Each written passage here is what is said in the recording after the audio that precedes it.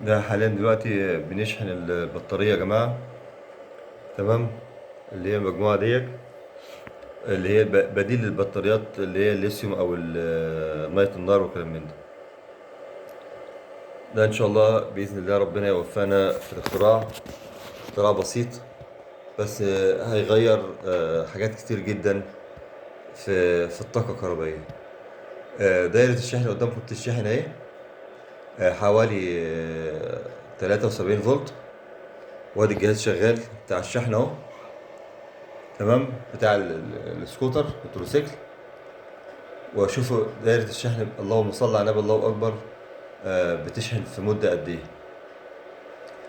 انا سايب لكم الشحن معاكم، وسايب لكم العداد شغال اهو.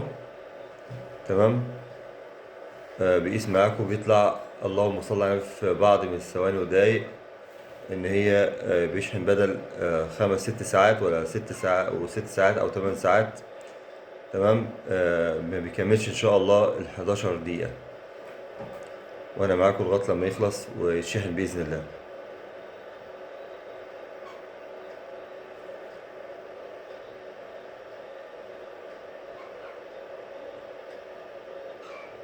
ودوك احنا بنشغل عليه الموتور بتاع ده 3 حصان اهو. تمام. بتاع مشاية بالكهرباء.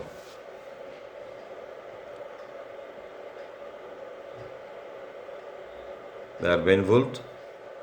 كل مدى طالع بسرعة منتظمة وسريعة جدا في دايرة الشحن.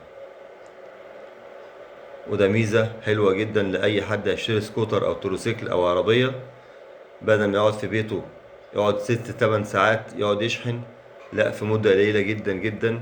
ولو حتى لو خلصت الشحن في الشارع، في أي فيشة في كافيه، في أي فيشة في عمود، في أي حاجة، في بعض من الثواني جدا تخلص العملية. 5 دقايق يشحن ويمشي المدة اللي هو متحدد ليها يعني.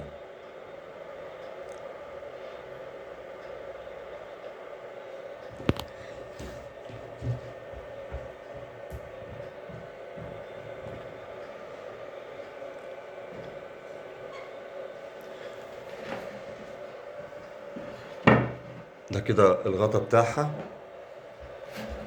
وده كده الغطا التاني، البطاريتين. ودي الأسلاك اللي طالعة